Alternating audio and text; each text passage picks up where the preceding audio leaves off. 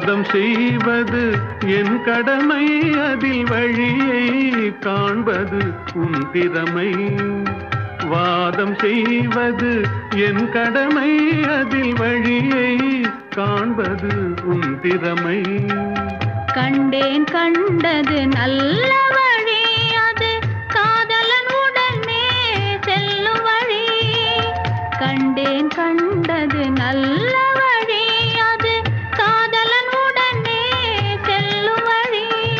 சொன்னேன் பல முறை யாசிக்கிறாய், நீ சொன்னதை நானும் யோசிக்கிறேன்.